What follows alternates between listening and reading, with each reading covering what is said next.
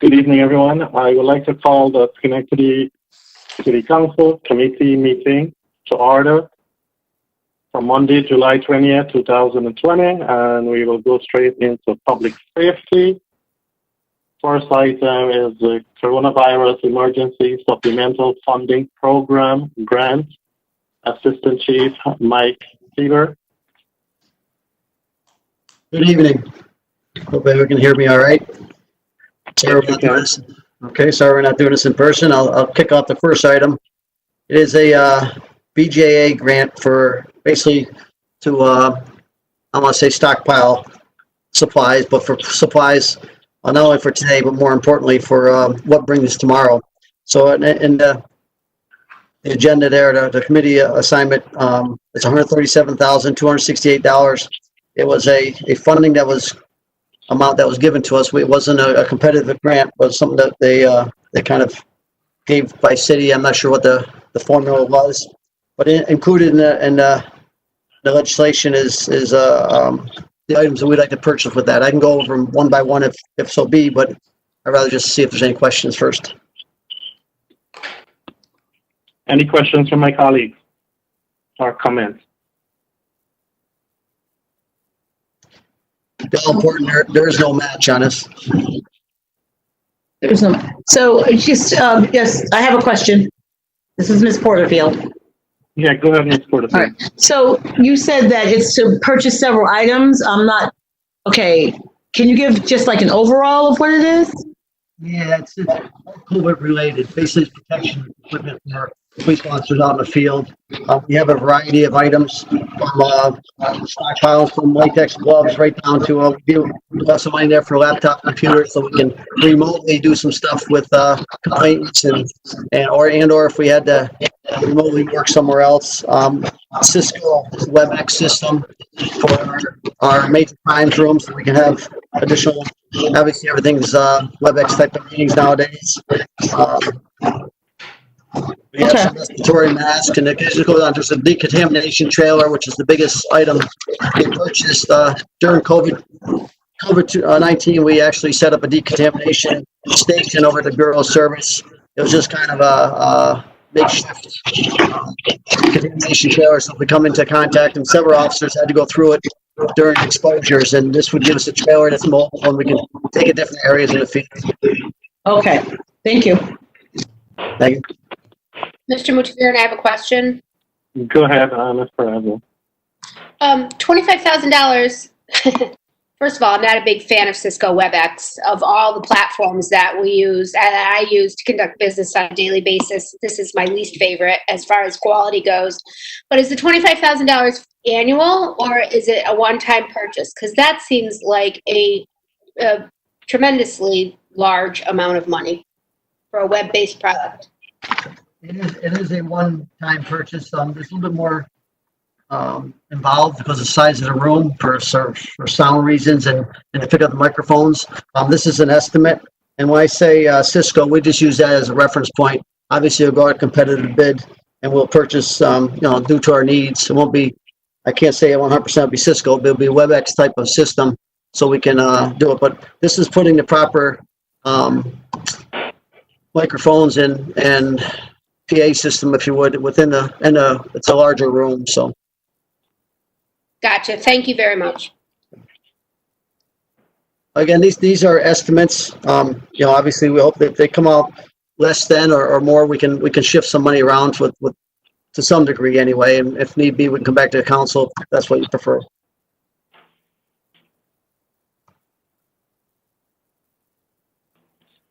Any other questions from my colleagues? May I have a motion? So moved. Second? Second. All in favor? Aye. Aye. Thank you. The next item is the Police Traffic Services Program Grant, NYS Governance Traffic Safety Committee. Assistant Chief Mike Seaver. Yes, this is a New York State Governor's Traffic Safety Grant for $39,150. It's an annual award we receive. It's up this year from last year by a few $1,000s. They like what we're doing, obviously. And on the pages I supplied, there's some things you have to earmark that they designate. Seatbelt enforcement being one of them. There's $5,850. Regular police traffic services type of enforcements, $32,500. And those sometimes are held throughout the year.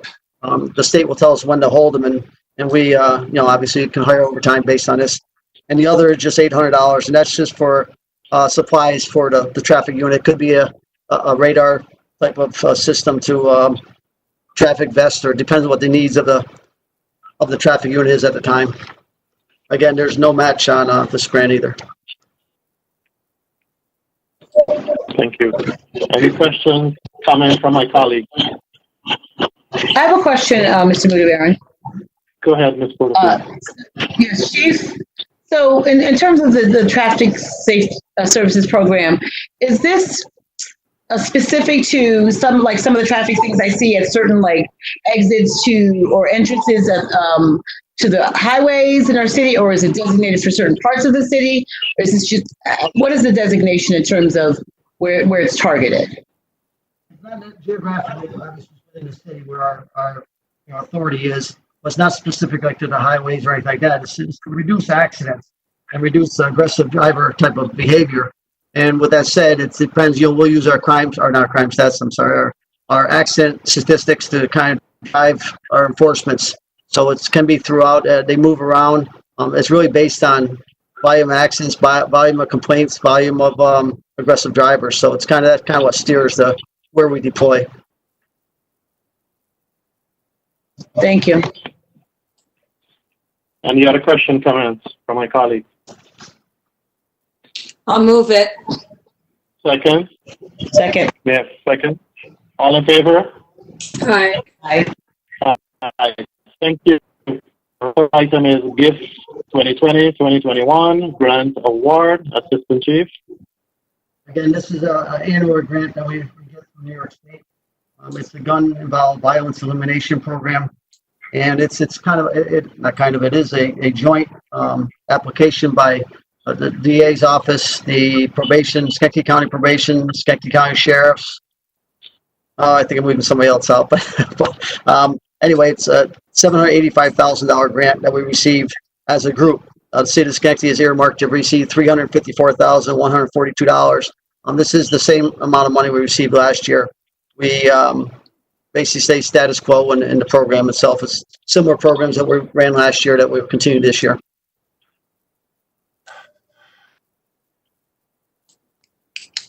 Any questions? I'm sorry. Yes, could you give a little bit more detail in terms of how the program works? I know we do this every year, but nope, it's really it's involved in gun involvement. Anytime there's a shooting or such, and obviously gun shots fired, reduction. We have officers dedicated, give detectives that follow up every shots fired call. Even though sometimes there's not much evidentiary type of material to follow up on, we continue to kind of put pressure on them. As everybody knows, the rash of gun shootings throughout the country and in New York State has gone up recently. We have seen a slight uptick, but nowhere near compared to some of these cities. But it's really kind of gun enforcement. It's hotspot policing. So we go out there and earmark certain areas that we have a lot of gun violence, and we try to suppress the gun violence. thank you. I did include. Any other questions? I'm sorry. I did include a budget on one of the pages. If you didn't get it, I can forward it. I'm sorry, you included what? I didn't hear you. I did include a copy of the budget with the legislation. I can include it. I can send it to you if you did not receive it. I can look for it again. If it's not there, then I'll email you and ask you for it. Please. Thank you.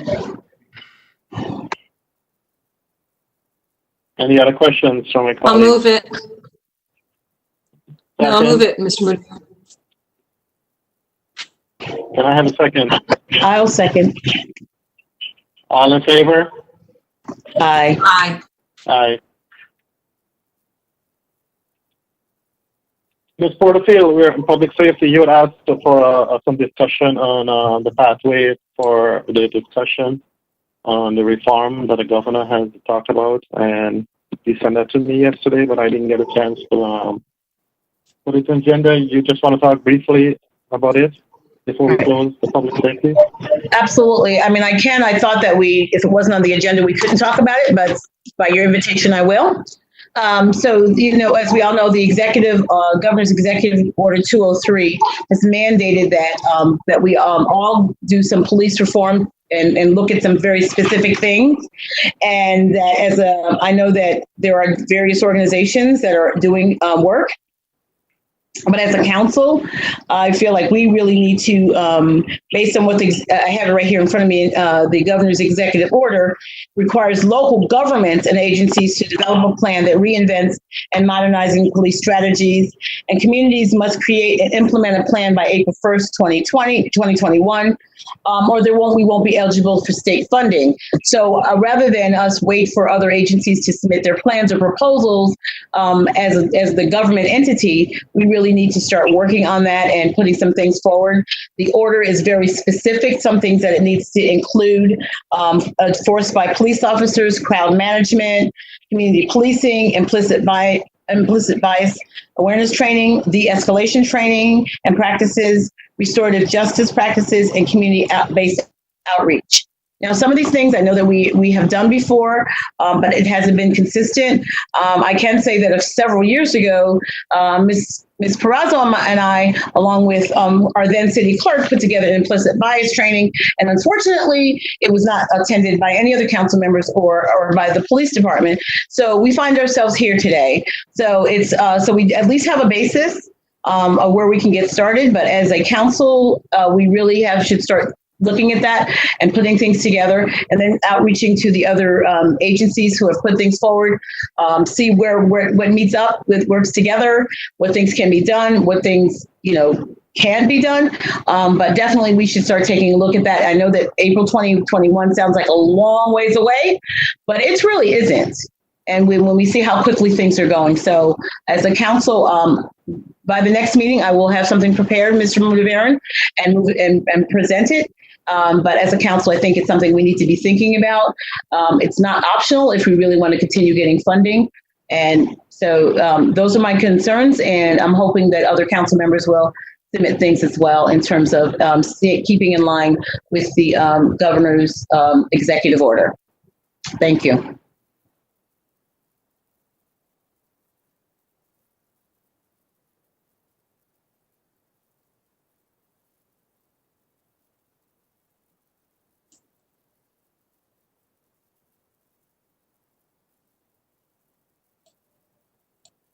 Motion to adjourn public safety? So moved. Second. All in favor? Aye. Aye. Thank you.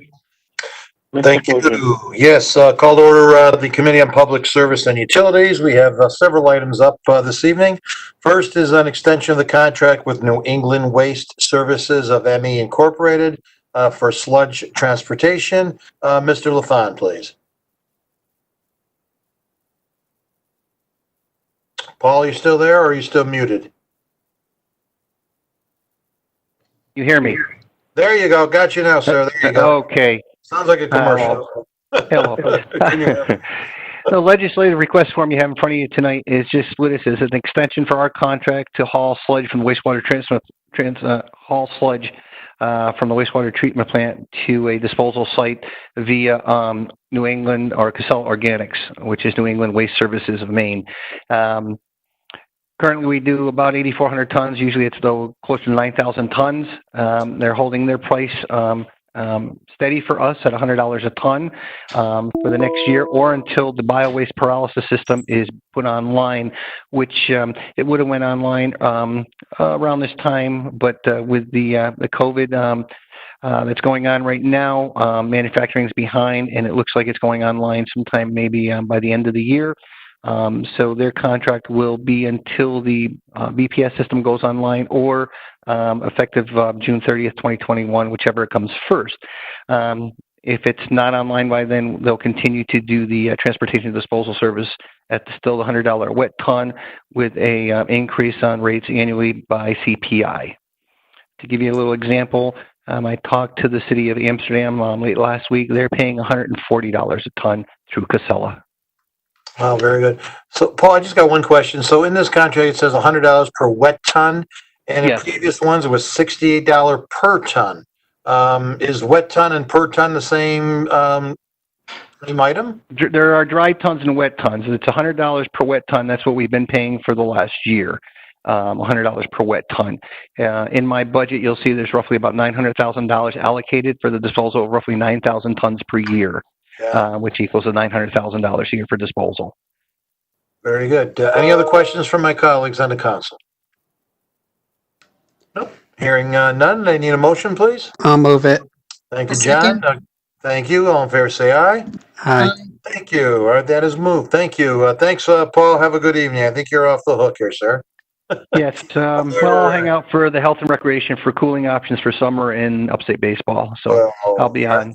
All right, hang right in there. So coming up, item number 2, resolution of approval for perm number 1, undertaking for the benefit of the New York State Department of Transportation, necessary to renew the city's annual highway work permit.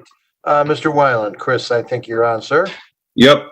So what this is this is a formality of sorts. Every year, every municipality in the state has to get a annual highway work permit with the DOT. As you know, we have infrastructure under 890. We have things under pieces of land that are owned by the state. When we want to work on them or do anything, this is our annual permit that allows us to do so. Our permit expired earlier this year, and then during COVID, it kind of got lost in my emails. When I went to renew it, I was informed that our undertaking, which is in your examples, it should be in your packet, which looks like says undertaking for the benefit of the state. That's what we are signing. What we have a resolution of approval for. That has to be done every 20 years. So ours had expired, and the DOT is looking for us to do it again. So once we do this, that should be it. And then every year I can go and do the just simple perm 1 paperwork as usual. Well, very good. Any questions or concerns from my colleagues? Yeah, Mr. Kosher. Yes, ma'am. So it's Karen ZW.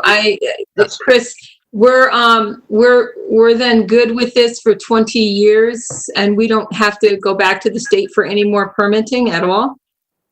This undertaking is good for 20 years, but every year I have to fill out the permit and provide them with the insurance document. But this is the next step. So this is something that's why I wasn't aware of it. When I put in the paperwork, they said, oh, your undertaking is expired.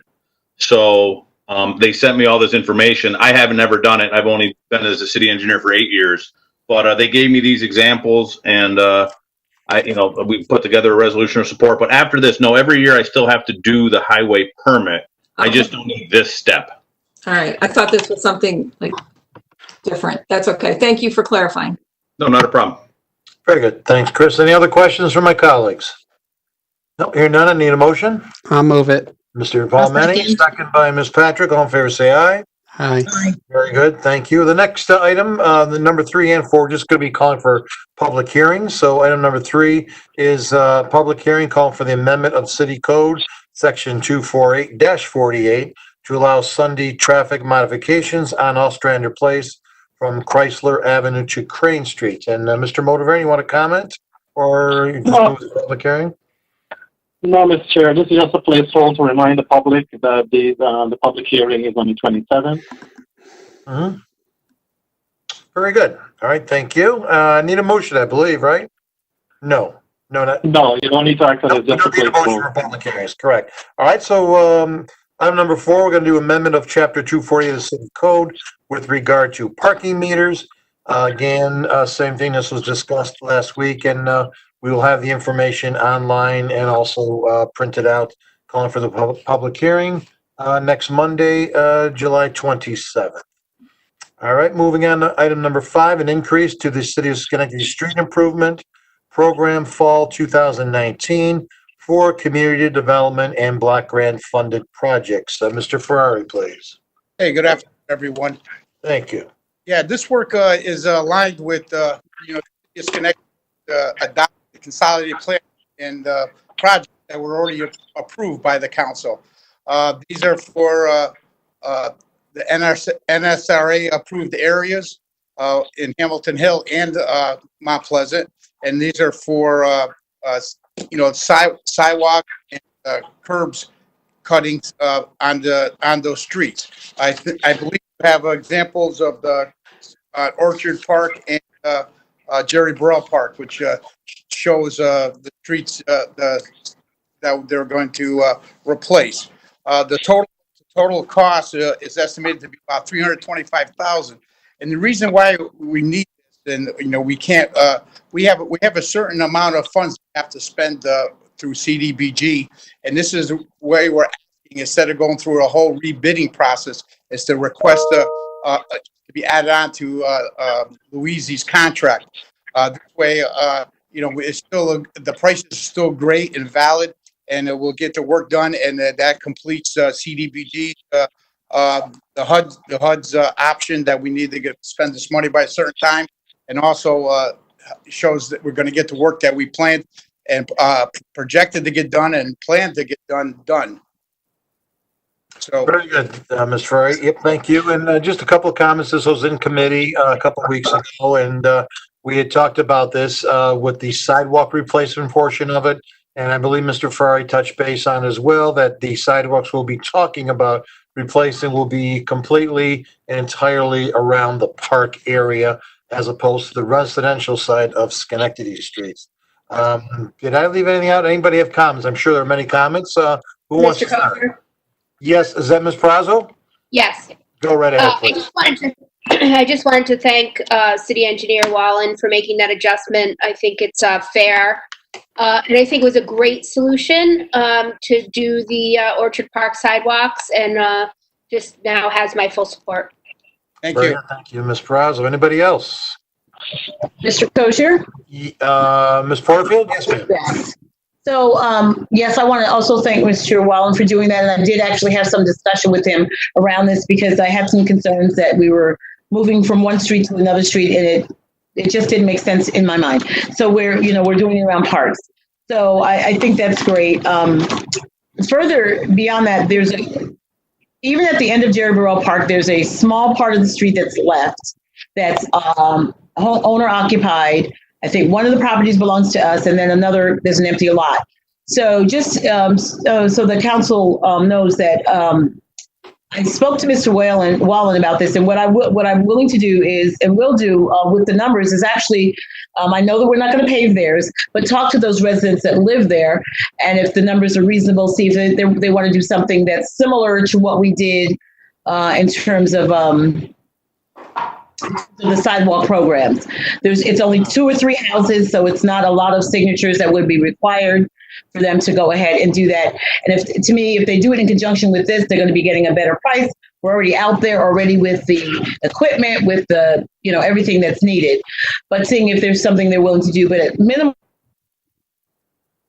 to let them be informed that this is going to happen. And I'm sorry? You're cutting out, Ms. Porterfield. Oh, can you hear me now? Yes, ma'am. Go ahead. Okay. So, but minimally letting them know that it's going to happen, because I think that people will have a question that we pave up until a certain point, and that point being the start of their property.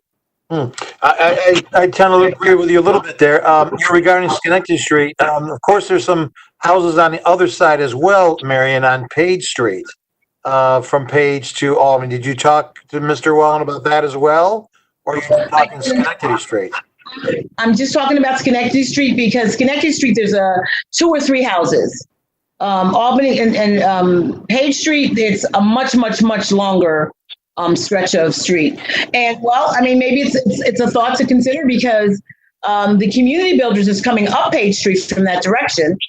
So maybe there's a possibility that something could be worked out with them on that side. Well, that's what my thinking was as well. And Mr. Palmetti, correct me if I'm wrong, but I think we need 75% of the owner occupied. Yeah, I was just going to ask about the petitions. we're supposed to be doing petitions and they're supposed to have a public hearing. Right, we would know that, right, but I'm wondering, wasn't the threshold 75%? Yeah, that was setting that the council agreed. 75. So Marion, so we only have two houses there. Obviously, we need both to sign on. Am I correct, Mr. Palmini? Well, it would be greater than 75%. That would be greater than 75, sir. That is why you are the Fulbright Scholar, my friend. I told you that. That's why you're here.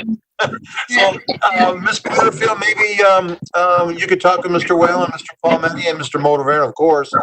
See if we can work that out and tie it in. But I think the project that we've got going now looks to be very good, and especially Orchard Park as well. I mean, that's a park that we put some money into, and I think adding the sidewalks there will certainly enhance that community, where it's very much needed, as we all certainly understand. Any other comments from my colleagues? No, and let me just clarify, Mr. Kosher. I heard Karen Zaluski-Walzuna say about the public hearing. I'm fully aware of how the project works, but so I understand. So that would be part of it. I know that. Yeah, and that'll all work out. And I think it's a good, at least, knock on the doors, let's see, or again, work with our folks first internally to see if this is something we could do and go from there. Chris, you have any comments, or Mr. Mayor? Gary's still on here? I'm sorry, I lost my picture here.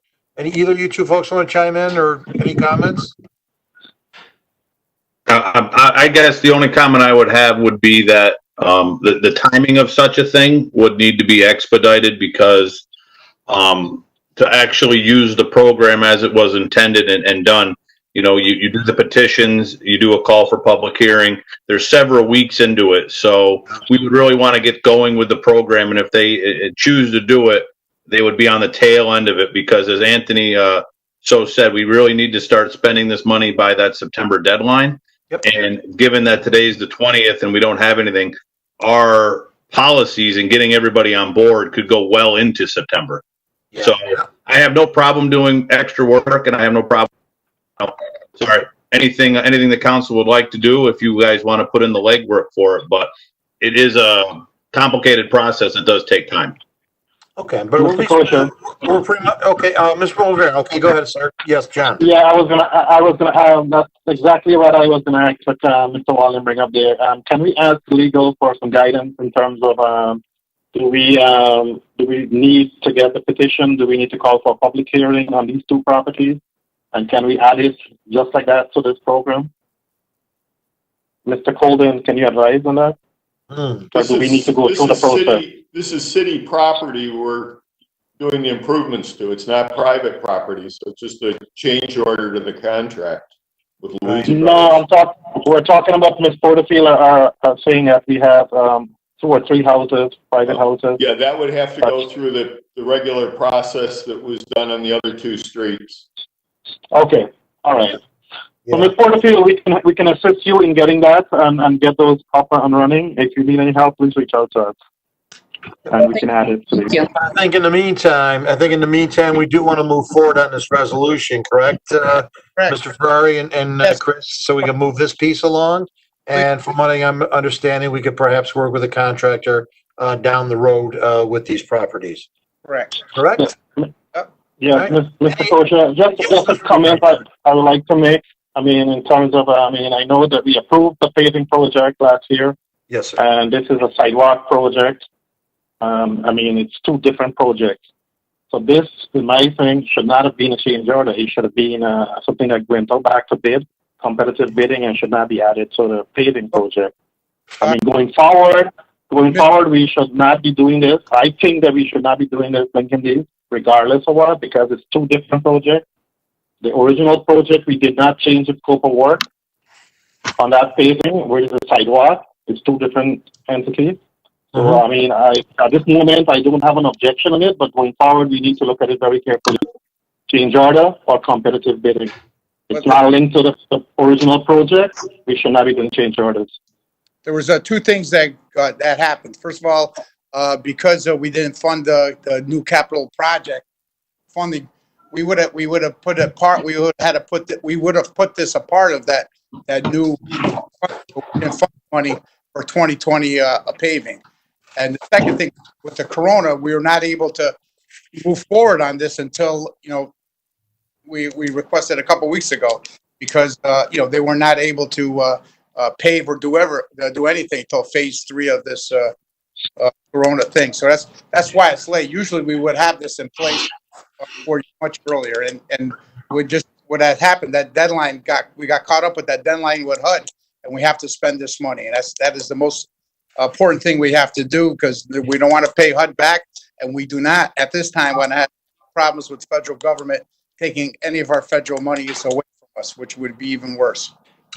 And Anthony, on top of that, just to point out that, I know that it's called the paving program, right? But the sidewalk project into camp was part of that, which was an extremely large sidewalk project, which is where we thought that we could use this as a change order. So I just don't want, this was not just a paving contract. There were other things. There was quite a bit of concrete work in this project, which is why we decided to go this way. But I understand your point. And if things were, like Anthony said, under different circumstances, that is, of course, the ideal way to go. Thank you. And Mr. Fry, just a question, talking about the funding. You had sent us a chart with some of the funding that was unallocated or unexpended yet. Yes. So these fundings we're talking about this evening, this does not include the Boys and Girls Club or the Senior Center funds, correct? That is correct. No, these are the projects that we submitted as part of the NRSA projects we did for 2018, 2019, 2020. This is stuff that we all part of that project, and that Orchard Park was part of that, and of course the Jerry Burrell, which we're going to all tie in. You can see it all tie in with the other projects that are going to happen. Very good, because I don't want to get in trouble with our seniors here, Tony. You would be in deep trouble, you know that. Believe me, there's plenty of money there. There you go. Now they're spending it down. All right, very good. Any other questions or concerns on this? Again, thank you all for working on this, and thank you for making those amends, those changes on the sidewalks. It's going to be great investment in our parks, and especially our inner cities and the Mount Pleasant neighborhood as well. So thank you both for the support on that, and to you as well, Mr. Mayor, for recommending it, I'm sure. I need a motion now, please. So moved. Thank you, Ms. Patrick. Mr. Palmetti? Second. Second, all in favor, say aye. Aye. All right, Aye. thank you. And our last one here is the small wireless facilities. Mr. Commodore, if you're on, I believe you are, sir. You got the floor.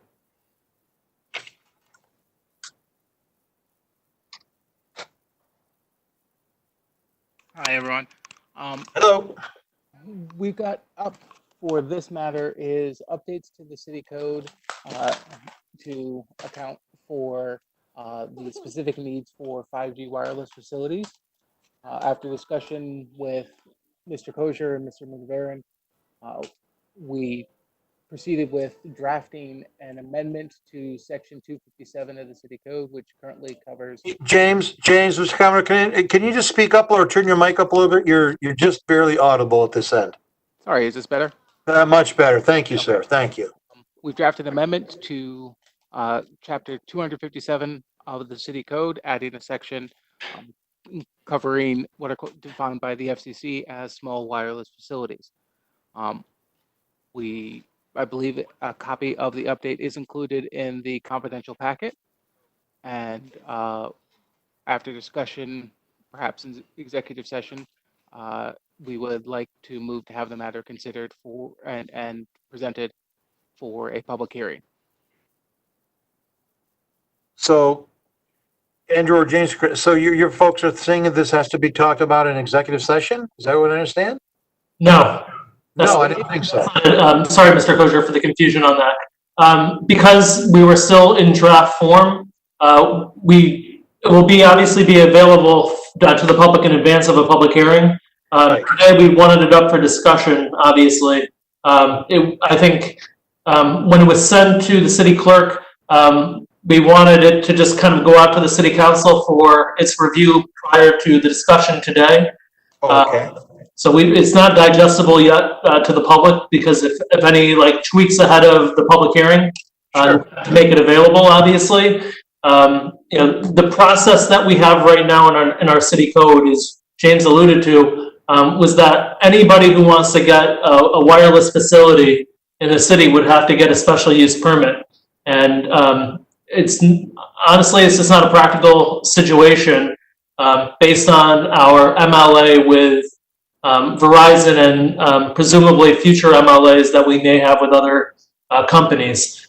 So obviously, we wanted to get the information out to the city council before today's meeting for the city council to take a look at it, discuss whatever needs to be discussed in terms of the practicalities of it, and then we'd like to put it down for a public hearing. Okay, so again, to my colleagues here, the changes that you've seen in the document are all in green, or the light green lime color, and then additional changes that we've made since you got this 2 weeks ago are also in the green, but they're underlined. So that will stand out in the document. The majority of them are at the end of the document, the last few pages. But again, this is some good reading when you have an hour or two to do some reading and talk about this. But Andrew, is there anything we could talk about right now? Can I ask colleagues for any questions or anything, or would this have to be held for executive session for any questions? Certainly, this is up for discussion right now, obviously. If anybody had any questions, obviously we'd like to address them now. There's a lot to digest, obviously. Yes. And it is relatively technical. But we're happy to answer any questions, obviously, between now and prior to the public hearing, to alleviate any concerns that anybody may have. Obviously, as James indicated, we met with Council President Rudaveran. We met with Council Member Kosher to discuss their concerns. But obviously, if anybody has their own concerns, we'd love to address those questions and issues. Yeah, and again, thank you for your office working on this, Andrew and James. I appreciate all the time on this. And again, I believe, correct me if I'm wrong, you worked this off of City of Syracuse's codes for our draft form here. So a lot of work here, but again, they looked at Albany and Troy and Saratoga and of course Syracuse. And I think that's kind of what we've leaned towards on this item. Any questions off the top that anybody might have, any concerns? Before we roll to the design committee for next week? Mr. Kosher. Mr. Colden, is this document that that was in our confidential packet, is that going to be released to the public for before the public hearing, I'm assuming? That's correct. So obviously, if there were any minor changes that any of the council members wanted to bring to our attention prior to the release for the call for public hearing, we'd want to make any of those necessary changes, or at least discuss them. As it stands right now, this is what we intend to release to the public for the call for public hearing. So can we put a time frame on this if anyone has any questions or concerns, just so that we know that we give you enough time before the public hearing if there's things that need to be discussed? Sure. I'm looking at my calendar right now. Obviously, the council meeting will be the 27th, and that's when you'll presumably pass a resolution for a call for public hearing. We would then have the public hearing, I suppose, scheduled for the 10th of August. We would typically release the document to the public on the 5th. That's typically when we would do it. So obviously, if you want to get it to us at some point this week, any questions or concerns, or next week, that will give us enough time to address your concerns and make any minor modifications prior to the release to the public. All right, so Andrew, so we are looking to call for a public hearing this evening. Is that correct? Is that how you read your timeline there? That's correct. Okay, simply calling for the public hearing, and then we'll have it on for next week. Any reviews or discussions, and then we would make those changes and get them out to the public. Okay, any other questions on this? Any folks want to chime in? Again, we're just going to be calling for the public hearing this evening and move from there. I'll move it. John, and second by Carmel? Yes, I'll second it. Thank you, ma'am. All in favor, say aye. Aye. Aye. Very good. Thank you. Anything else to come before our committee this evening? Motion to adjourn. Mr. Paul, Second. Ms. Patrick, all in favor, say aye. Aye. Aye. Thank you. We are adjourned. Call to order the Finance Committee. The first item on the agenda is a discussion waiving the interest penalties and other charges for late property taxes. We have both Ms. Zaluski-Wazunis and Mr. Kosher. I don't know who'd like to go first. So I spoke with Mr. Kosher earlier, and we want to keep this in here as a placeholder so that we can do some more due diligence in reference to ensuring that we're going to do this one more time, and then that would be it. So I just wanted to keep this as a placeholder for discussion purposes to see if there's any. If there's a need for us to waive that for the next quarter due to the pandemic. So I just wanted to bring it up in 2 weeks and make sure that we keep it on top of mind. So not looking to move anything tonight. Does anybody else like to comment on this? Ms. Wells, Mr. Parliament. is that for September tax collection? Sorry, I'm muted. We're looking at the next quarter that's due, so we're in the quarter. I didn't realize we were in the quarter already. So Yeah. Because we just collected taxes. no, I know. That's why we're in the quarter now. So Well, go for the next. ahead, Mr. Mudavaren. I would just encourage my colleagues to reach out to our county legislator them to see what they're doing on their side. Mr. Kosher and I did reach out to them.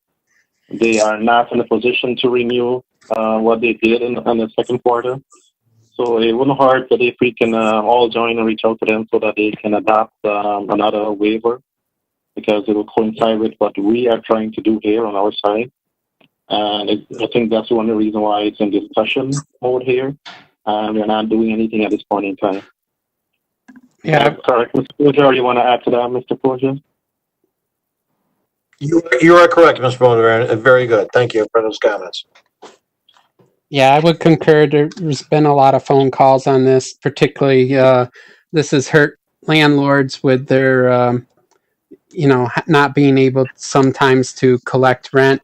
There is a state program now in place to assist them, but certainly they're feeling the pinch. So I want to thank my colleagues for putting this on the agenda and talking about it.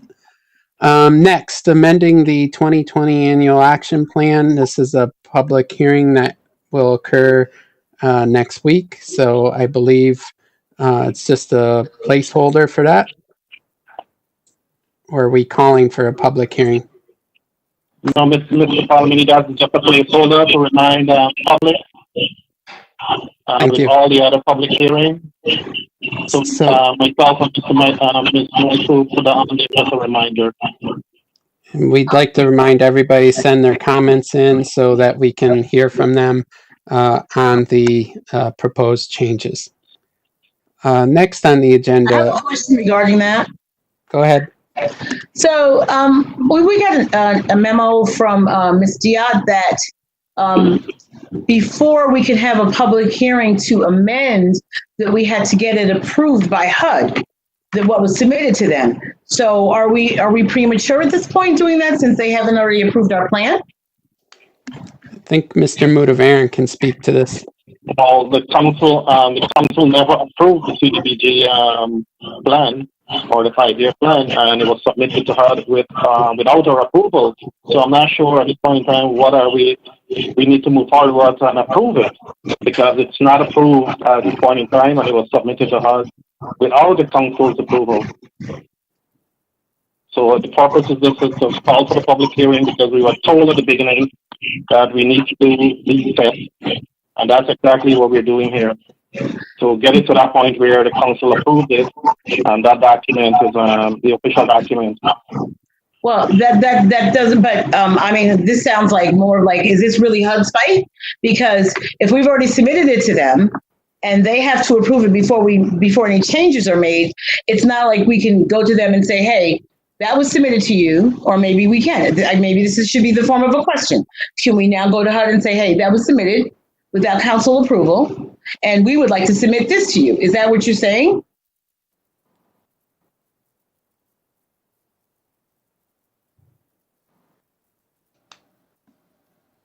I think that's for you, Mr. Mudavaren. So that's exactly, yeah, because we have not approved it at this point in time, so we need to approve something. That's what we were told. I understand, but it's already been submitted to HUD. And my understanding of the guidelines are, so once it gets submitted to HUD, it's now in HUD's hands, and they have to give a thumbs up or a thumbs down. I don't know in the HUD regulations if there's somewhere it's place specific. It says it has to be approved by the council. I can't imagine it does if the mayor and the Department of Development went ahead and submitted it. So that to me is a question of whether or not that was, I mean, I know that it was submitted, it came to us. Is there a default that if we don't approve in a certain time, it can then be submitted so it gets in on time? Those are questions I have because I don't know that we go to a public hearing with the thought that the public can comment on things that we may not be able to change until HUD approves the current plan. So those are questions that to me need clarification because I'm not clear based on the memo that we received today. I believe. Go ahead, Mr. Mudavari.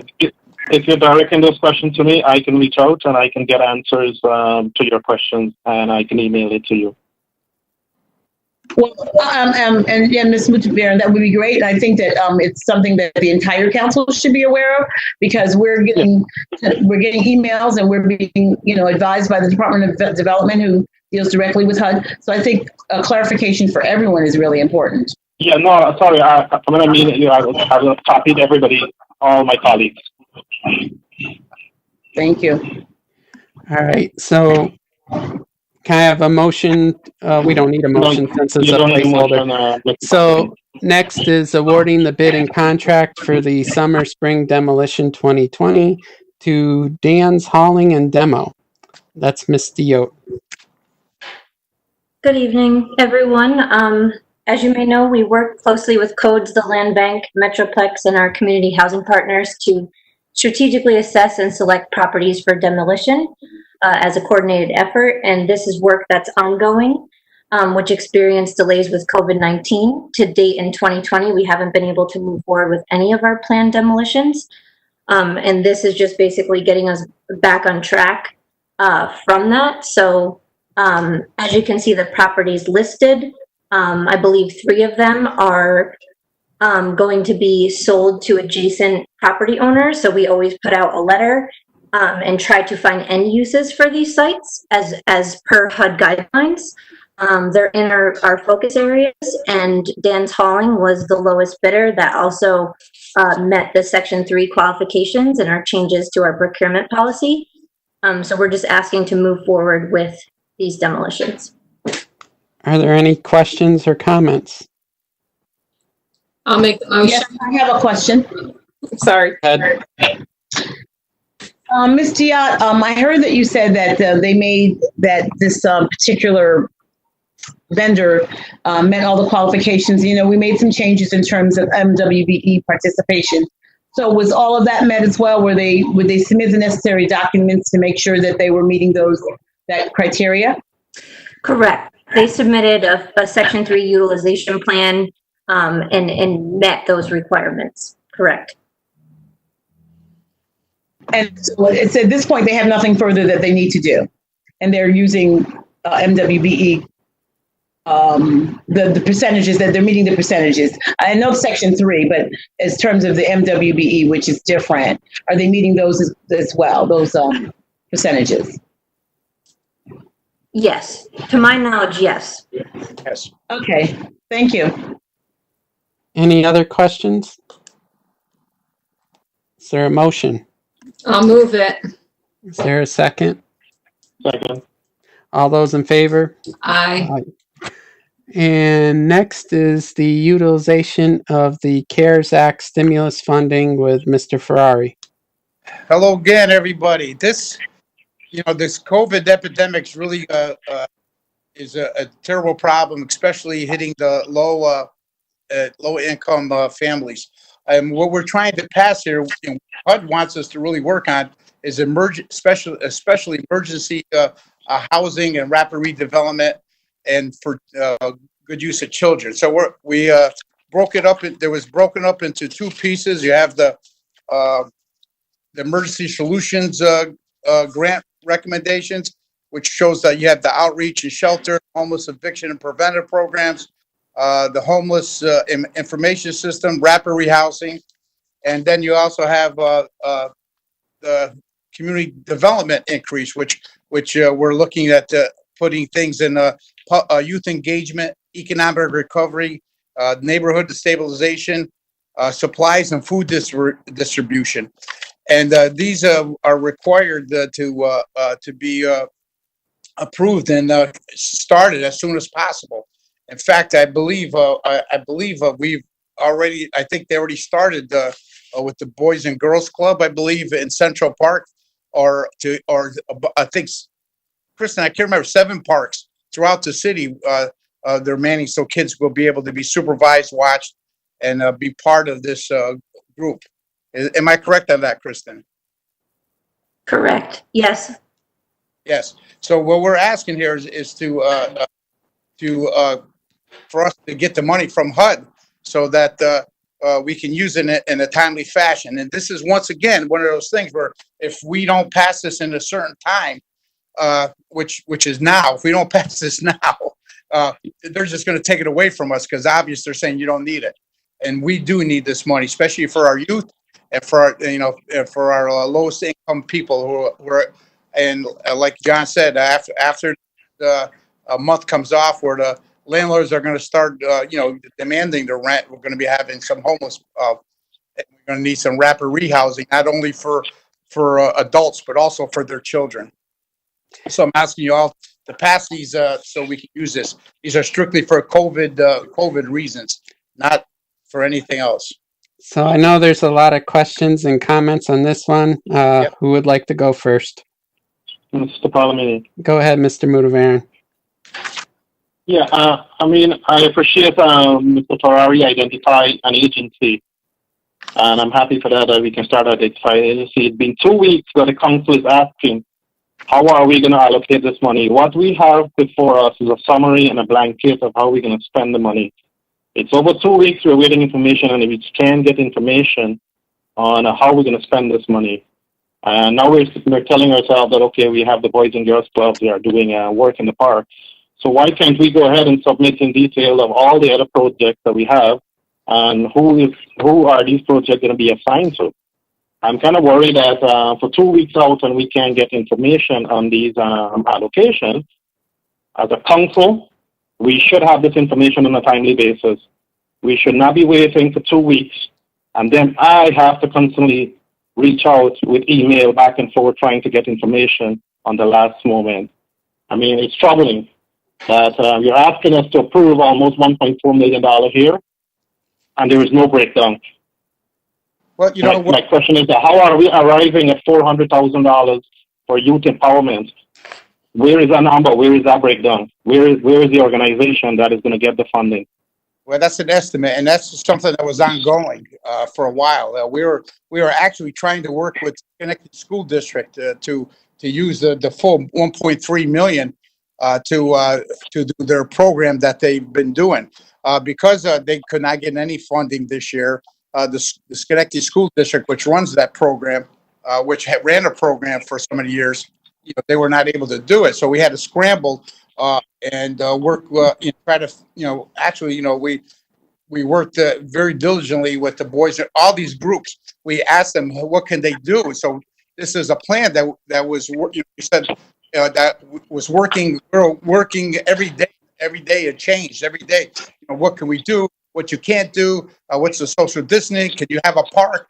Can you have swimming? Do you need lessons? I mean, this was a very fast-paced thing where we had to just, what we needed to do is send to HUD, hey, we know we need money for youth engagement. We know we need economic recovery. We know we need neighborhood stabilization. We're going to ask for this money, and then we're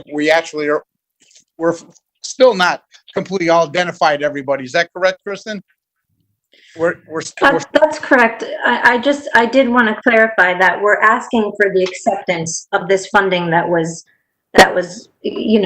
proposed by HUD, but we're still working on identifying the programs and policies for them. It'll come back to the council when we appropriate the money. So if we enter into a contract with the Boys and Girls Club, that has to be approved by the council. If you don't do this resolution, we don't get the money. That's correct, Gary. Mr. Palmetti? Go ahead, Mr. Kosher. Yeah, so, and I've got some concerns as well, and Mr. Multravaren is correct. We were looking for the agencies, but I am personally disappointed with the entire group, including the mayor himself. I mean, as you folks know, I am also the director of the Schenectady County Youth Bureau, and I was not informed or even invited to any of these meetings from the get-go. And Well, I wasn't at any meeting, but Mr. Kosher, let me take exception with that. Just a second. Heather Bailey. Wait a second. Mr. Kosher has the floor. You will be able to speak. Go ahead, Mr. Kosher. And again, as the director of the Youth Bureau, we also administer the city youth programs. You pay this county $3,000 for this department to oversee that. And I was very disappointed when I saw $400,000 going to youth. Listen, I was not going to argue about that. You know I'm all in support of that. But again, we should have been included in some kind of conversation from the get-go. The programs that you're talking about, the school district and the parks and all that, we started that here in the Youth Bureau. It was the SCORE Summer Enrichment Program. It ran for 10 years at our park, again, with cooperation of the city. That was our program that we started, invested in. The school district picked it up. So it's a great partnership that, again, was led by the County Youth Bureau. And again, Mr. Mayor, I'm just very disappointed we're not included. I'm almost done. You can have the floor. Administrative costs. I'm looking at the administrative costs that you have included in here. It's almost a $2 million grant, and we're receiving almost $300,000 of this. Is there a cap on admin costs that we can submit for on these grants as well? And yes, it's 20%. Thank you. All right, go ahead, Mr. Mayor. The floor is yours now. Mr. Kosher, I had outreach to you and you directed me back to Heather Bailey. And again, I want to be clear that this is to accept the money. And then when we actually award the contracts, they will come back to the council.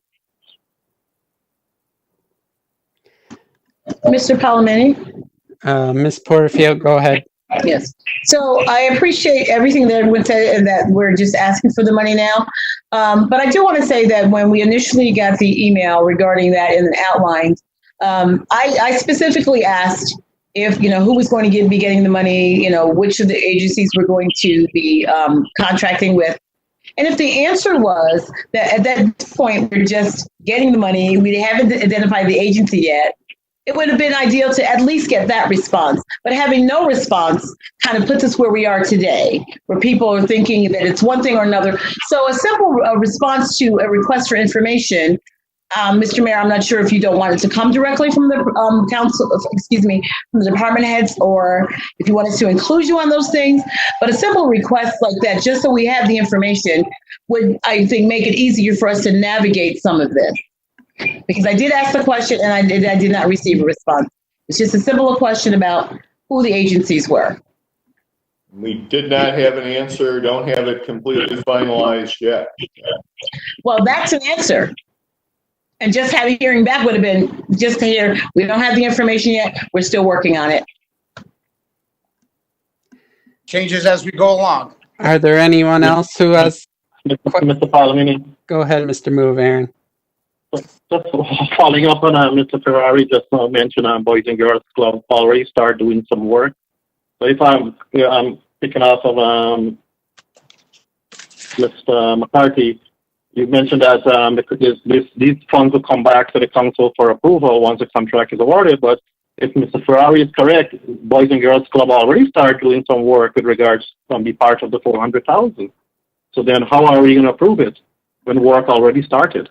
Well, that's part of their program too. We're helping. They have other work that they're doing for us, and I anticipate that they're going to be part of this additional allocation.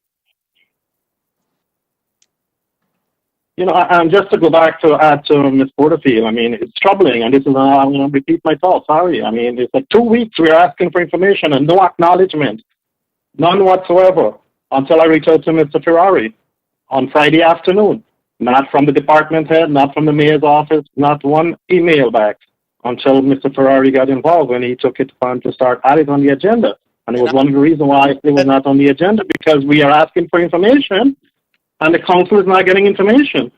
I mean, it's troubling at this The point in time. council's I mean, also been how do we move forward? Mr. Motivaran has How the do floor. we move forward as a council? We need our information. When we ask for information, it must be provided to the council on a timely basis. No member should wait at least 2 weeks. Some sort of an acknowledgement should have sent, as Ms. Porterfield mentioned. And you know what? We understand that you're working on it, but get it to us. You can't just bring something to us as a council for us to approve, expect us to approve it, and we do not have details. That is troubling. Are there any other? One of the reasons why some of these items was not placed on the agenda, because it was lacking of information to better equip us to move forward. I mean, with this item here, Mr. Palomini, I would ask your permission to put this on hold. Table it for 2 weeks until we can get a tentative detail on the agencies that are going to receive this funding, some sort of a tentative agreement or detail, and then we can move forward. I believe Ms. Perazzo has a comment or question, and will address your motion. I have to say that I've observed over the last several cycles disrespectful behavior on all sides, right? It started with the coup on moving funds around in CDBG after the public hearing and this and that, and then the mayor submitted it behind the council's back and this and that. So the mayor is done wrong, the council is done wrong, the mayor's mad at the council's mad at the mayor, blah, blah, blah. In the meantime, we have children's programming hanging in the balance. If it's going to come back to the council, send this through and approve it for our children of this city. Put aside everybody's hurt feelings and frustrations, and let's move in a forward direction. Anyone else from the council? Well, I'd like to just address go ahead, Mr. Mayor. The council had called for a public hearing on a Friday night. I had told the council president that was going to be before the action we really needed on Monday, was not to hold the hearing on a Friday night, but to convene the council, recess it until Monday, when you could have then held a hearing or voted on an approval the Monday night. Mr. Motivaran canceled that meeting, so then we were up against the deadline to submit the funding application, the plan, to HUD. And again, it will go to HUD. It doesn't require a public hearing now, but those items will come back to the council for allocation of funding. Mr. Palomini? Go ahead, Mr. Motivaran. Let me just address that.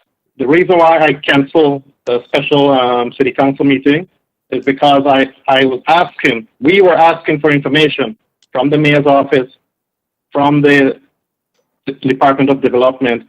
We were not getting information to proceed. How are we going to go call this meeting? The meeting was already called, and proceed with the meeting when information is not being provided to us. I mean, it's going back to where we're lacking information and we're not getting anywhere with information. At 6:30 in the evening, then information is coming. I think we need to do better than that. The department head, the mayor's office need to do better in terms of we ask for information. We should at least get an acknowledgement and get the information. I had no alternative but to cancel the meeting because of lack of information. Mr. Motivaran, I will make sure that you get the information you request. I will do my best to make sure you'll get that information in a timely manner. Mr. Ferrari, we spoke last week, and I intend to reach out to you now because I think that's the only way forward that we can get information from you faster and accurate and more on a timely basis. And I intend to do that because reaching out to other department head and the mayor's office, we're not getting anywhere. But we need to say that. We need to pass this tonight because we need that money. We do not want to lose federal monies. Once we lose this, we'll never get it back. Believe me, they won't even accept our applications after this. All right, anybody else from the council? Mr. Palmetto? Go ahead, Mr. Kosher. Again, after a good discussion here, and I appreciate everybody's comments here, and again, we are family. Sometimes families dispute, and this is the conversation. So, but we will all come back together and do what we have to do, what is right. And Ms. Perazo is correct as well. We do have the programs going on at 6 parks, not 7. I believe it's 6 parks, 6 city parks. I've been at a few of them, and I talked to Shane already. We really got to do a better job of getting that information out to our residents. Perhaps I don't know if Pete is on. Yeah, Pete is on here. Maybe Pete, you can do a nice article with the Boys and Girls Club in the parks.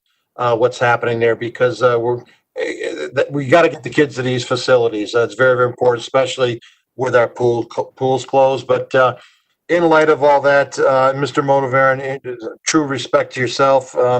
If we could possibly move this forward with the caveat that Mr. Ferrari or somebody, Ms. Diat, gets that information to us, or whatever information they can get to this council this week. And if it does not suffice to your needs or your concerns or our questions answered, we end up pulling this thing on Monday. But again, several folks have spoken that we don't want to lose the money. We certainly can't afford to lose the money. And I think it's just something that if we at least move it this evening, get it out of committee. And again, if Mr. Motivaran does not get the correct information to ourselves from Mr. Ferrari or whoever the mayor designates, we just simply end up pulling it, and then the onus is going to be back on them and not on this council. Mr. Palameni? Go ahead, Ms. Perazo. I'm fine with what Mr. Kosher proposes. However, before this gets pulled from the agenda, I want a straw poll of the council and who supports it and who doesn't. I don't think Mr. Motivaran should make this decision on whether this gets pulled solely if the majority of the council is in support of passing this legislation. So I just want to add that caveat. Mr. Motivaran, would you like to speak again? I have already made my point. Mr. Palmetti? Go ahead, Mr. Kosher. Ms. Perazo, I don't know if I might have misunderstood you. I did not request to pull this. My request was to move this forward. So I hope I didn't mishear you or you mishear myself. No, I understand that, Mr. Kosher. I was just saying that if we move forward and Mr. Motivaran isn't pleased with what he receives, I would like us to know that whether the majority of the council supports it, because I don't think Mr. Motivaran alone should be able to pull this if the majority of the council supports it. So before it is pulled, we need to all weigh in on whether we support it or we don't support it. That was my point, not that you were asking to pull it tonight. Understood, Lisa. Very good. So what would the committee members like to do? Is there a motion to do something? Pass it. Thank you, Mr. Ferrari, but you're out of order. Can you do a straw poll as Ms. Perazo requested, Mr. Chairman? Go ahead. Mr. Kosher, you're speaking. Go first. Well, I will go first, and I am going to vote yes on this, provided that we get the information from Mr. Ferrari or Ms. Doty's office that we all can see and be privy to it, and of course make up our own mind. But I think it's important we get that information, and if we do, again, as Ms. Perazo said, it would not be up to the president. Hopefully, we would go by the straw vote. And again, I will be voting yes. Ms. Porterfield. Yeah, so based on what the mayor is saying, that this is simply asking for to get the money, not to necessarily where it's going to be allocated, and so that we don't lose the money, because that's not just a threat. That has happened in the past with the city, HUD withdrawing funds because certain things didn't happen. This was years ago, before any of this council, but I think we definitely need to move forward. Ms. Perazo has pointed out that we're talking about children in different programs. So I would say, yes, we should go ahead and approve so that we can get the funds. And then with the assurance that the council will then, it will be brought back to the council as to the allocation of the funds. Ms. Perazo? Yep, I mirror what Ms. Porterfield says, the fact that I'm not sure they can put forward a completed plan for us in a week, and to risk losing this money, I can't support. So I am in full support of this money, of us approving the request for this money, again, with the information and with the commitment to this funding and its allocations coming back to the council when the plan is fully complete. Miss Patrick?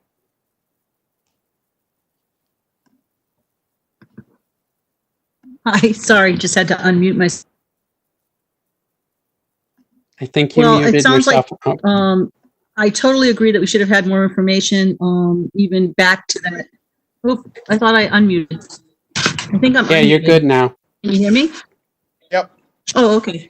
Well, I'll start again. That I do think that we needed that information before that other meeting. Mr. Mudavaran had asked for all that information, and it did not get delivered to us in time. So I understand why he canceled that other meeting.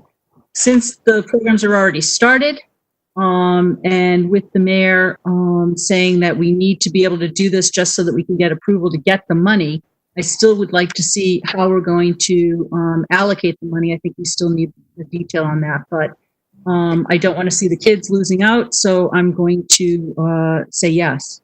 Let's move it. Ms. Zaluski-Wazunas?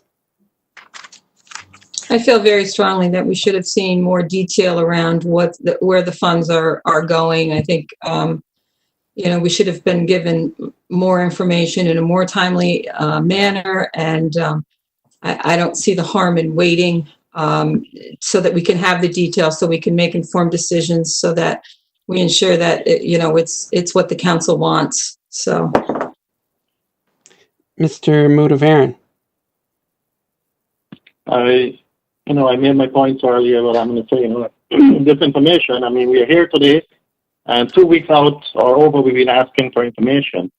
I mean, it would be nice if the information that is being shared now, somebody could have penned it into an email and send it to us, and we could have moved forward. I mean, it's like information is there. It seems as though it's not being shared to the council, and we're hearing, information from all different angles. I still would like to see a detail of how we're going to spend this money. We're going to end up here, we're going to have to do an amendment because we don't like, what was allocated to an agency. We would like to see more funding to one agency that is doing a, tremendous good job in the city versus an agency that we're allocating money. And we're going to told down the road that we can't make an amendment. We're going to have to call for another public hearing. Those are the things I'm worried about, is that we need to see where are these allocations are going to, tentative, at least, so that we can have an idea where this money is going to be spent. And as Mr. Kosher said, it is important that the council have a say. I mean, especially Mr. Kosher, who is the head of the Youth Bureau, and he's not even involved in the $400,000 that is allocated to youth empowerment. I'm full support of youth empowerment, nothing against that. Where is the involvement? I would like to see more information on these $1.4 million allocation. So it appears we do not have the votes to move this out of committee. Although, Mr. Ferrari, you please have to stop. Well, Mr. Ferrari. I don't know how much more you guys Mr. want. Ferrari, please stop. If you want, you can ask for the floor after, but I'm in the middle of talking. Help you guys with policy. So, well,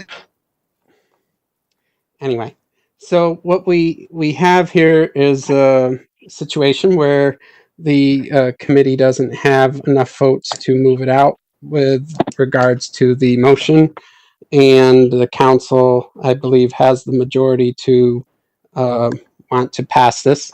I will then see if we can find some sort of solution. If we can table this for the time being, in the meantime, make sure that hopefully the mayor can get the information for the council members. Quite frankly, it is very disturbing that members of the council, I know Ms. Porterfield asked for some stuff, Mr. Kosher and Mr. Mudavaran, and having to wait a very long time to get it, if even getting it at all. So since we don't have consensus to get it out of committee, I think the next best option would be to table. Then we can see if we get the information. Perhaps we can have what I'll do is make a motion to, not right now, but recess the finance committee, see if we get information in the meantime that's acceptable to everybody. And we could perhaps call to order the finance committee before Monday if it's something that the council approves of. But it would be a motion just to accept the money. And hopefully, and Mr. Colden, could I ask you a question, please? Yes, please. Would it be possible for the council to accept the money on the condition and have a separate motion that the money cannot be spent without approval of the council? That can certainly be part of a resolution. Okay, So it's going to happen anyway. well, just trying to move this forward, maybe. Get something. I'll prefer that you proceed with what you're doing. Table this, and if the information provided to us over the next couple days, we can either call back the finance committee, or I can move it on to the agenda for unanimous consent. Okay, so if the information is provided to us. What more information you guys want? I sent you everything. Mr. Palomeni? Go ahead, Ms. Peraza. I have a question. I would like to know what the deadline is for us what our deadline is in not being able to accept these funds. Is this the last cycle in which we can accept these funds? Mr. Mayor? Kristen would have to answer that. These funds are emergency funds. So really, you know, they need to be spent and they need to be utilized as quick as possible. And from my perspective, we sent all of the information, especially on the ESG, which is emergency services. We sent you the budget and the organizations involved. That is critical money that needs to be spent immediately. It's emergency funding.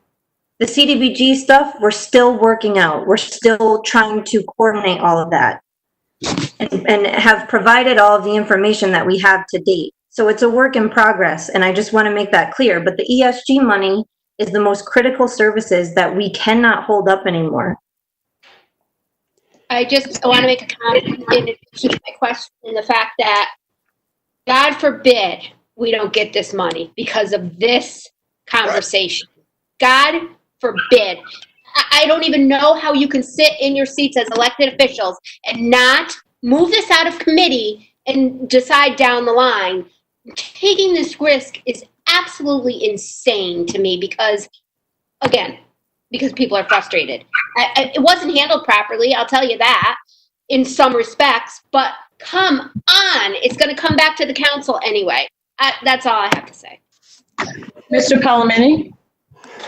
Is that Ms. Porterfield? Yes, It go is. ahead.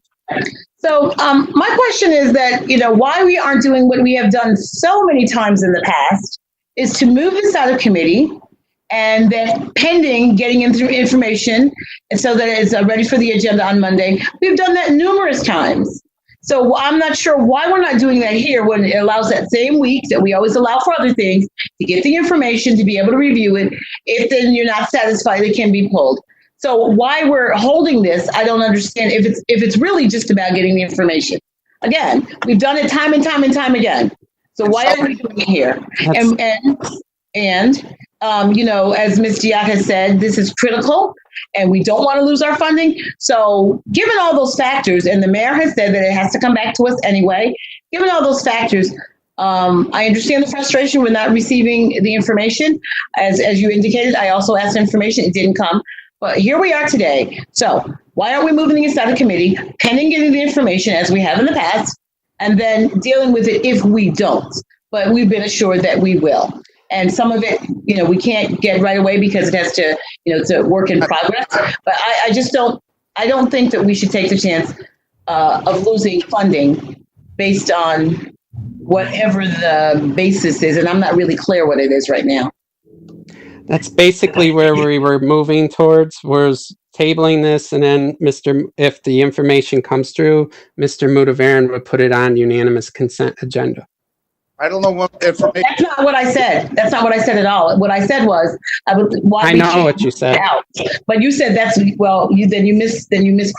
misinterpreted what I said, because I said, why can't we move it out of committee? You said we're moving towards that. No, if we're tabling it, we're not moving towards that. Why can't we move it out of committee, contingent upon getting the information between now and Monday, which we've done time and time again. And then if we don't get the information, then it can be pulled. And we're working, as Ms. Diaz says, and we always talk about how we want to respect our department heads. So why we aren't going with that? She's told us that it's emergency funding. We don't want to lose it. Why aren't we moving it? Why can't we move it out of committee? And then if we don't get the information, it can be pulled. That is what I would like to know, why we aren't doing that. Because there's a motion to table it. So, Mr. Mudavaren. Yeah, I was going to recap. There's a motion to recess, as you mentioned, and if we get the information, we can either call the finance committee back together, or I can move it onto the consent agenda, and we'll get forward. We have waited almost 2 weeks for information on the allocation on this CARE Act. We got the information that we needed on the CDBG, but not this one here. So I think we wait. The pattern of us waiting for information is very, putting us in an uncomfortable position. So I would respectfully ask that we reset, and when we receive the information, we'll call back the finance committee together, or we move it on to unanimous consent.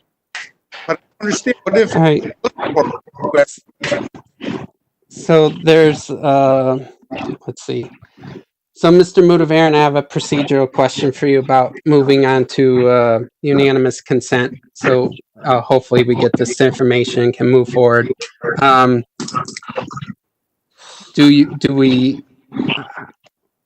What's the process that we take to do that?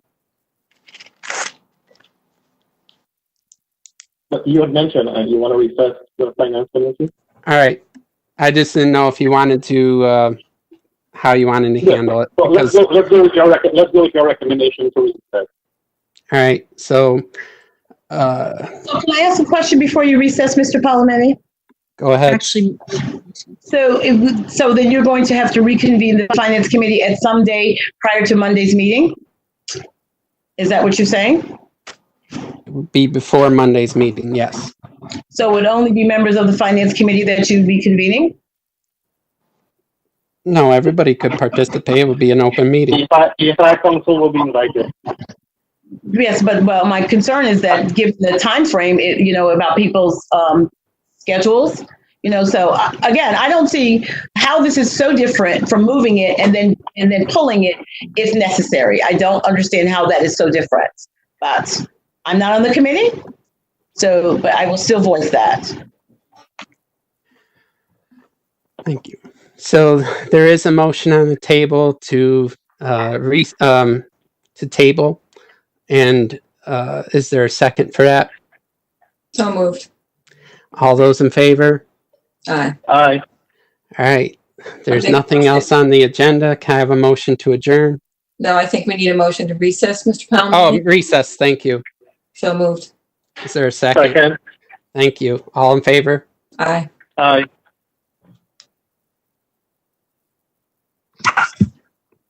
okay, I'm going to call the Health and Recreation Committee meeting together to order.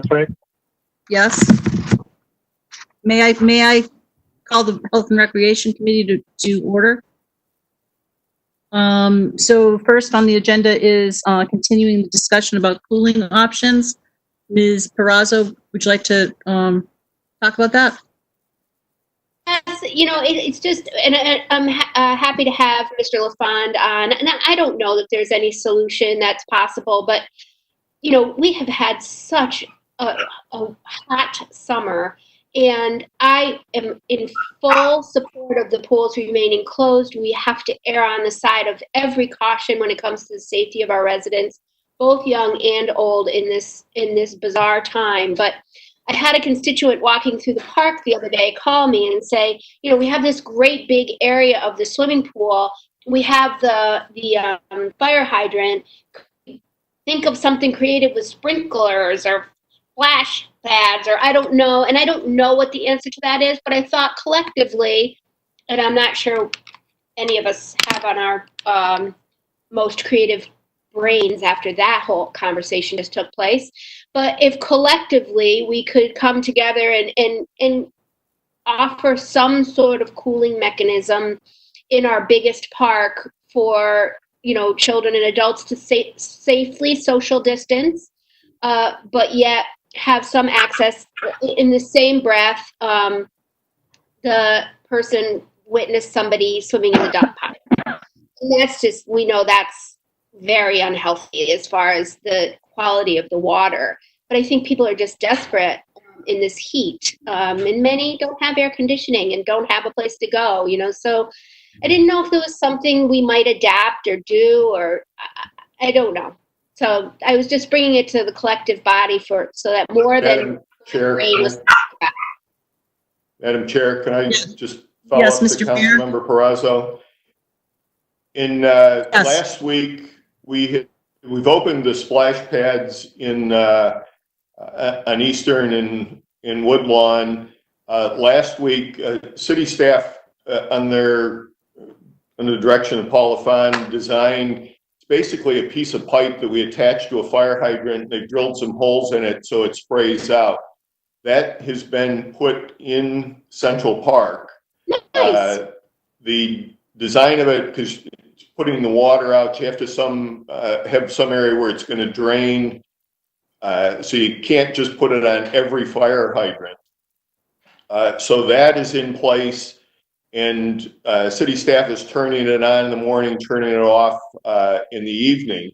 And they're looking for other locations in the north end, in Bellevue, where we could put those attachments on a fire hydrant. We're doing it basically with kind of scrap material and just some innovation from city employees. So that one is up and running in Central Park, and we're looking for sites to be able to do other ones throughout the city. And so hopefully we'll have that back in a couple of days to be able to put some other those adapters on the hydrants. Well, that is Ms. great Ross? news. Yeah, that's good. That's exactly what I was talking about. I'm thrilled to hear that. I know it's challenging times, and we're challenged with our resources, but I think that's great. Thank you, Ms. Patrick. Yes, Ms. KZW.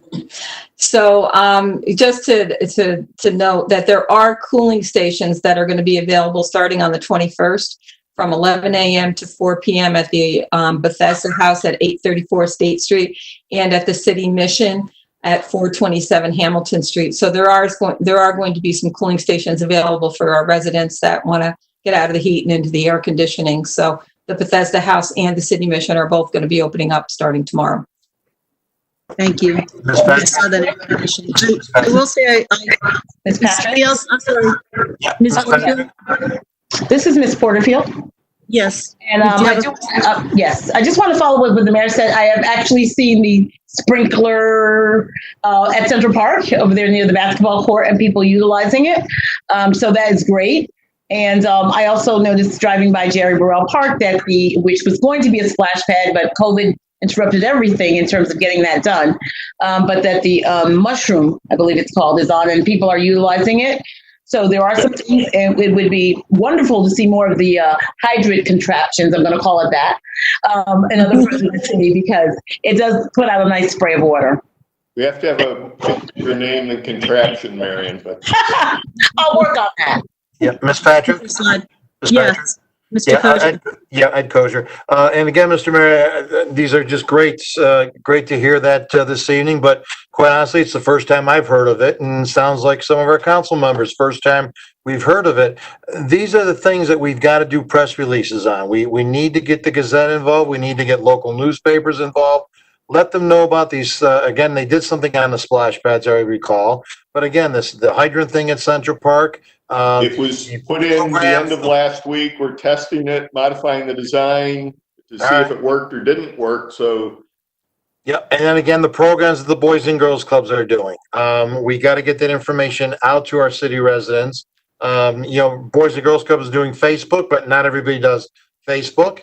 And certainly we don't have very many participants or listening or probably watching this meeting. So I just think we got to do a better job getting the press out there. Every day I see Albany, I see Troy doing different programs with the kids. We need to get that information out there, Mr. Mayor. And again, I appreciate your support, what you're doing, but we just need to get folks informed what we have out there. Thank you. Okay, I just want to add that I definitely have seen folks, kids in the splash pad on Eastern. My concern is, wait a minute, hold on a second.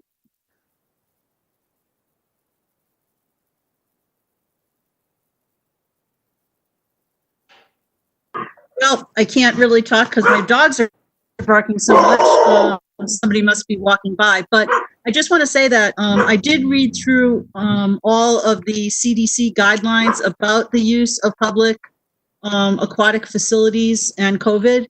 And it did, really, it's just so complex. I mean, even watching the kids in the splash pad the other day, obviously there's no social distancing. I don't know how we would even begin to be able to patrol that. I mean, we'd have to put on staffing.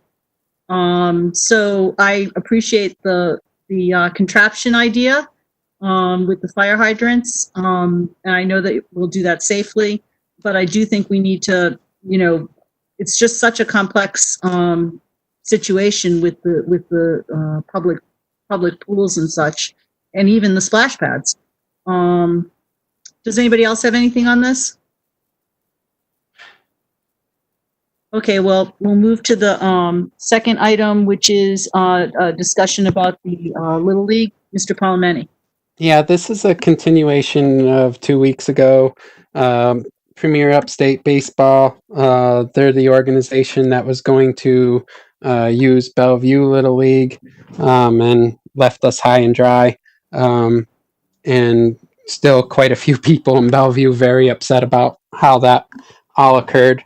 They are using the Schenectady Little League field, and it was basically, I think the majority of us had an issue with them using that field without authorization from the city. I believe Mr. Colden has reached out sent a letter to Schenectady Little League asking them to have Premier stop playing there. And that's a good thing.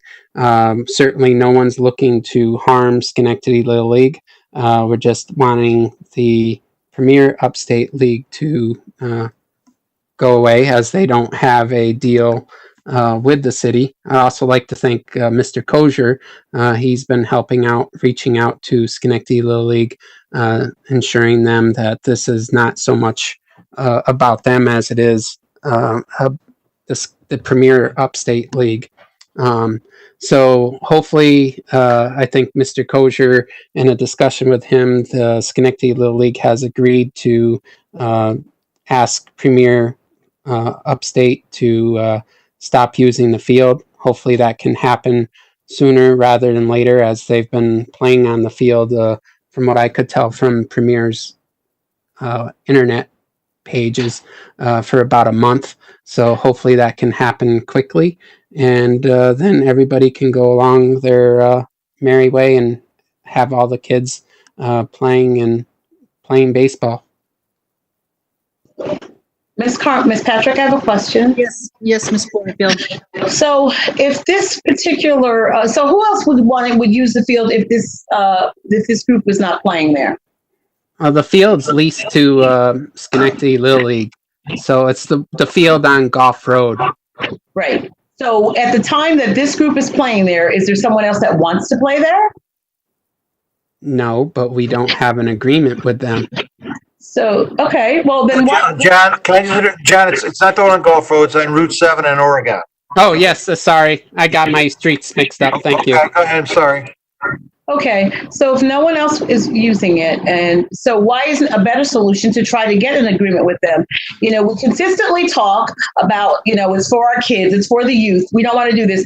So why are we taking this action which would basically punish the young people that would want to play, as opposed to going with the adults who run it and try to get that agreement in place instead of the cease and desist? I'm really not clear on that.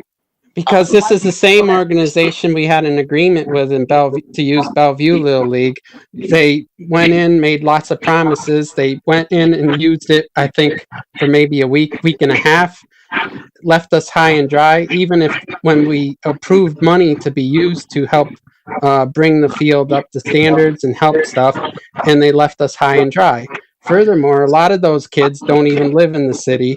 From what I can see from what's on their Facebook and internet page, seems to be a group that's out of Boston, Spa, Burnt Hills area. I could be wrong on that, but that's, you know, it's hard to get information off their page sometime. But you know, they were not a good actor with us. Well, they're probably not the only ones that have been so we're saying that we're going to punish you because you didn't do the right over here, when clearly we have these children playing over here, but because you didn't do something that we didn't like over there. So now it's clear that the kids are playing. That's clear, because otherwise there would be no cease and desist order.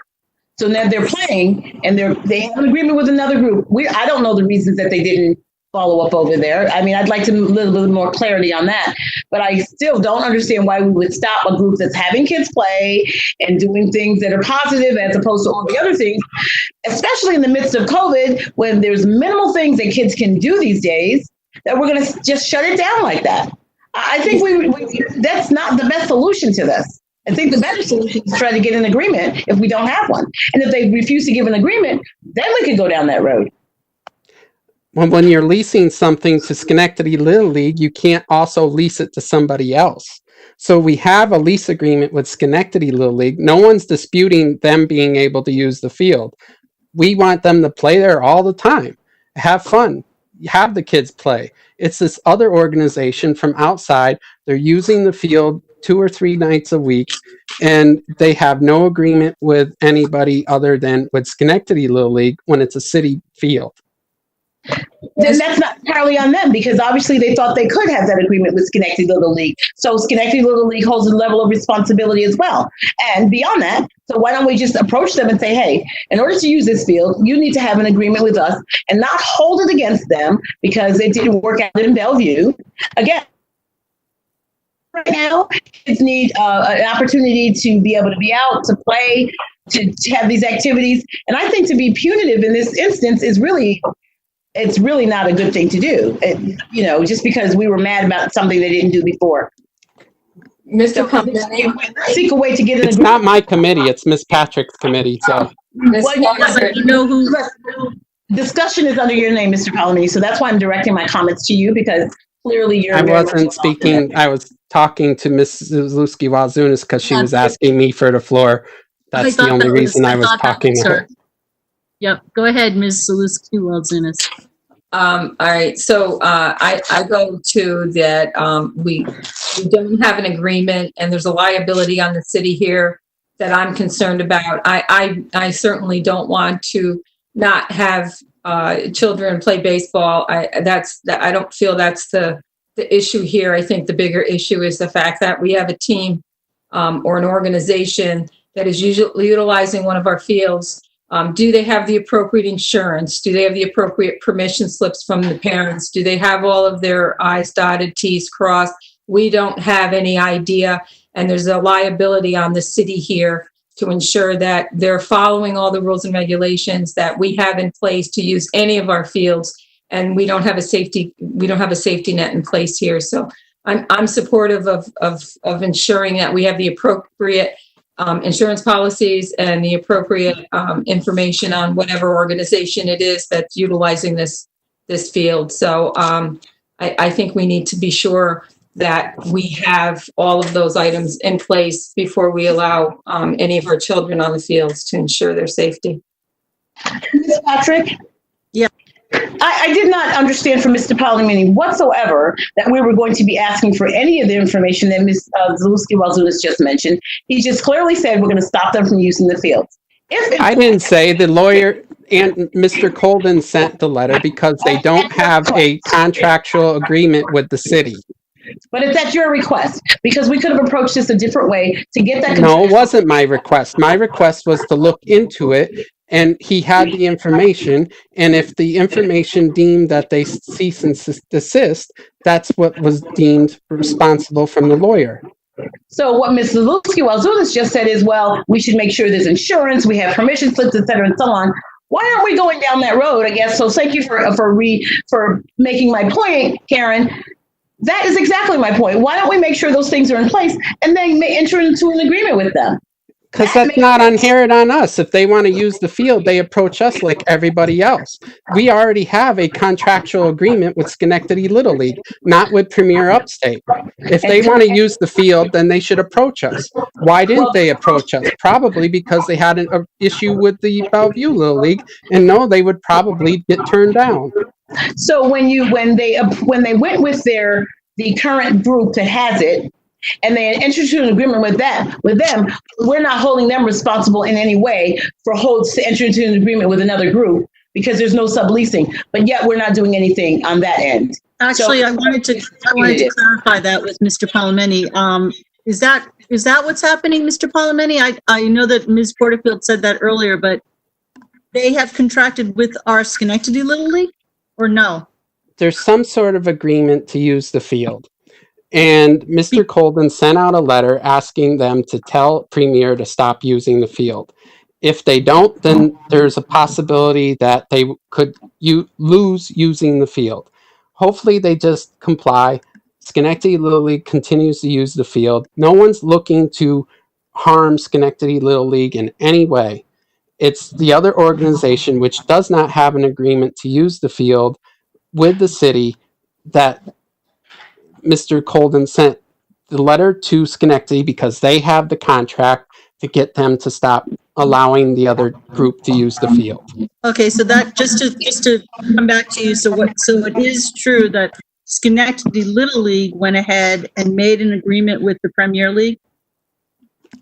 I don't know if it's a contractual, but the other group is using the field. So there is some sort of agreement to at least let that other league use the field a couple nights a week. Excuse me, Ms. Patrick. Yes, Ms. Perazzo. Why is this council business? Why isn't this just handled by the city department like it's always handled by the city department? This is not legislation. Why are we talking about this? I don't understand. This is a function of a city employee to follow up on and police. We don't do this work. I don't get it. And we don't ask the other leagues if all the permission slips are signed and all of that. So I don't understand, other than, once again, like a personal vendetta thing, why we're even talking about this. Mr. Colden, is this a function of the council? I'm not going to address whether it's a function of the council, Ms. Perazzo, because the council can take up whatever, obviously, it would like to take up. I would like to just chime in briefly, if I may. Previously, the council. Thank you. Previously, the council did authorize a lease a while back, back in February, related to the maybe before February, related to the Michigan Avenue baseball field. So that was an instance where the council authorized a particular group to use the field. Mr. Palomini did reach out to me regarding this issue that was new to my attention about the Route 7 and Oregon Avenue baseball field. And he asked me to look into the fact that either Schenectady Little League was either leasing out or licensing out the field, or they planned to do it. And obviously that's a concern, from my department's view because of the liability involved. It's unauthorized by the city. And any agreement that we have with Schenectady Little League doesn't include language related to the ability to license it out without our permission. I didn't know who Schenectady Little League was working with. That was news to me. I didn't know it was Premier Upstate, to be honest. If Premier Upstate obviously wants to, it wants to use the field, they should certainly reach out to the city and go through the proper avenues to get permission to do so. In terms of permission slips and so forth, that's something that, we've never asked for, at least with the Michigan Avenue baseball field. However, we did require them to have the necessary insurance because, God forbid, something happens on city property. We want to make sure that we are protected as a city. So that's where everything is with in relation to this, this, I guess, incident or this issue. I did reach out to Schenectady Little League. I did try to call somebody on the phone related to it, and I have been unsuccessful thus far. I have nothing further to report at this time, outside of the fact that there is obviously this unresolved issue that we are working with internally here at City Hall. Okay, so I think that, we have to wait and see what they say back to you. I mean, it sounds like everything's in process in terms of what you've done, Mr. Golden, to reach out to them. So unless there's further discussion, I think that we could ask for a motion to adjourn this meeting, the committee. So moved. Second. Second. All in favor? Aye. Aye. Thank you. Thank you. I will call to order the Committee on Administrative Efficiency. Just have one action item here. We're just going to be calling for the public hearing. Reminder, next Monday, which is to amend the Chapter 6 of the Code of the City of Schenectady regarding affirmative action. Is there any discussion or any other business to come before our committee this evening? Motion to adjourn. Mr. Palmetti, Ms. VW, second by Karen Zluski-Walzunas. All in favor, say aye. Aye. Thank you. Now, that's the way to run a committee, Carmel. There you go. Good night. Thanks, Ed. Thank you.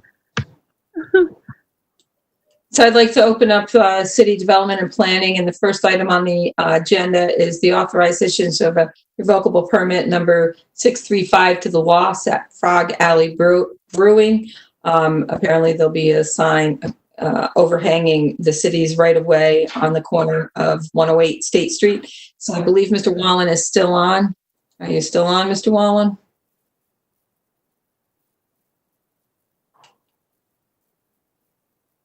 Mr. Wallen? He's not there. I would just say this is a standard permit application where the sign's going to be in the right of way, but it's otherwise meeting all the approvals and would ask the council to authorize it. Thank you, Mr. Mayor. Yeah, I was going to say this is pretty standard. It's going to fall in line with the rest of the streetscape. So I entertain a motion. I'll make that motion. It's a nice looking sign. I'll second.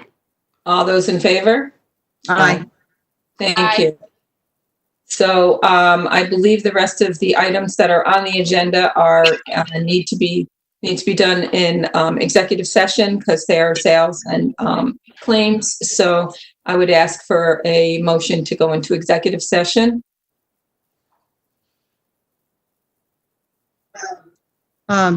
You need to adjourn this one first, or? All claims all claims to order first, so that we can determine that everything in claims needs to be executive session. So I would make a motion to recess city development and planning. Thank you, Ms. Perazzo. I'll take a second. She'll first. Second. I'll second. Okay. All in favor? Aye. Aye. Thank you. Call to order claims. Mr. Colden, is there anything in claims that should be discussed during regular session? Ms. Perazzo, no, it should all be discussed in executive session.